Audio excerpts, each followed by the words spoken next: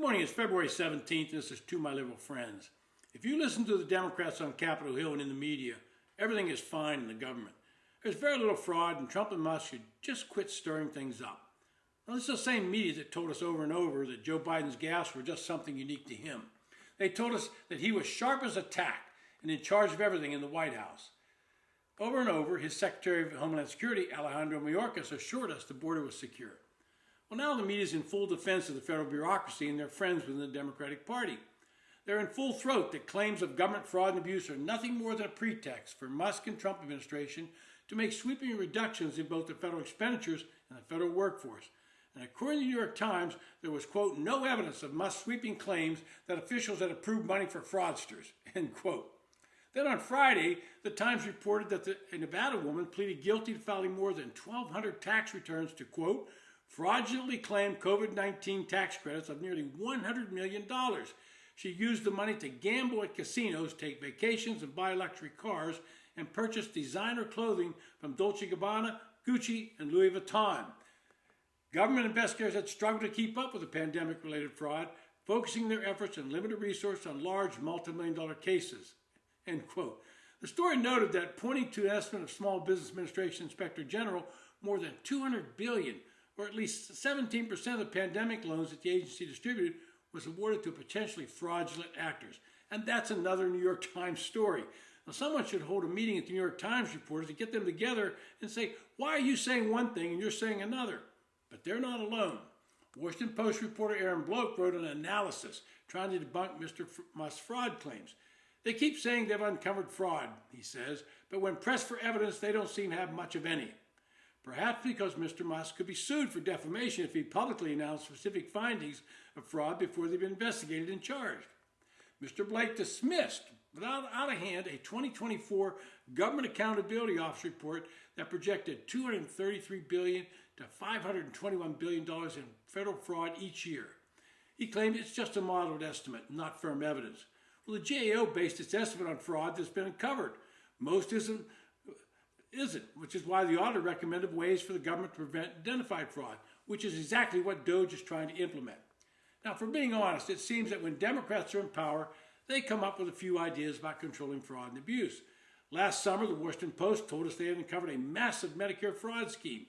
According to the Post, companies were submitting claims for urinary catheters to the tune of tens of millions. Somehow, these companies had obtained the private information of Medicare beneficiaries and doctors and started billing Medicare. And Medicare, by law, has to pay these claims in a timely manner. But by the time the fraud is discovered, the perpetrators are long gone with the cash. In this case, they duped the government out of $3 billion. Some years ago, 60 Minutes did a story about fraudulent companies billing Medicare for prosthetic devices. They interviewed a Florida judge who had been used to bill Medicare for 2 prosthetic arms, and yet he had both of his real arms. Senator Rod Wyden, Democrat from Oregon, in the last Congress introduced a bill called the Insurance Fraud Accountability Act to crack down on insurance companies that were billing tens of billions of dollars for false claims. Elizabeth Warren complained about the fraud-ridden Pandemic Employees Retention Act, and the very one of the women that the woman in Nevada was exploiting. But she only said something after Biden had left office. But let a Republican go after waste and abuse in the federal government, and suddenly it becomes a criminal act, according to Democrats and the media. How dare the Trump administration look at any federal records to uncover waste, abuse, and fraud? It's about time. For decades, the American taxpayers have been getting fleeced. And don't take Musk's word for it. Last March, the Government Accountability Office issued a report in which it estimated that federal government had spent a whopping $236 billion on improper payments during the previous fiscal year, including $175 billion in payments to deceased individuals who are no longer, or those no longer eligible for government programs, and $44.6 billion in, quote, unknown payments, meaning the government doesn't know where the money went. To put that in perspective, $236 billion is nearly 3 times the entire budget of the Department of Homeland Security, nearly 3 times the budget of the Education Department, and nearly twice what the federal government spent on infrastructure projects last year. It's the equivalent of more than half of all corporate taxes the federal government took in that year, all wasted, lost, or stolen through fraud. And worse, the GAO reports that in some fiscal years, waste and fraud reached as high as $520 billion and have cost taxpayers more than $2.4 trillion over the past 2 decades. And that's just an estimate made without the benefits of the accounting that Musk Group is looking at.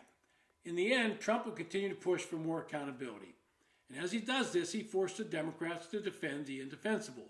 Trump is doing exactly what he promised to voters, and this enrages Democrats, liberals, and their friends in the media. They flock to the courts, ensuring that they file cases with Democratic-appointed judges to get some ruling that will prevent Musk from accessing government information, even if that access would uncover problems that would save the American taxpayers billions of dollars. Thus, courts are now fully involved because that's the last refuge for Democrats who are still wondering how and why they lost. They argue that only career civil servants should have access to the data that Musk and his Doge group seek. They convinced a Democratic judge to agree with them, but if you look carefully at the ruling, you'll see they were pretty sloppy and not being truthful.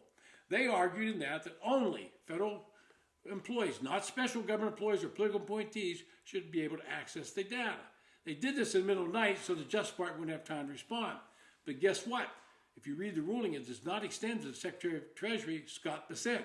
And that's another hole, and there's another hole in the AG's case. Remember, they only want career federal employees to look at the data in question.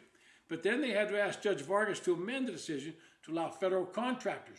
Note, they're not career federal employees because they're essential to maintaining the system in place. And guess who pointed out this hole in their quest? It was Trump administration officials and forced the AGs to quickly ask Judge Vargas to amend it. They don't know what they were talking about then and still don't. But any attempts by the Trump administration to cut federal spending will be met with resistance from Democrats, and that, ladies and gentlemen, is indefensible to the voters. This has been To My Liberal Friends. Thanks for listening.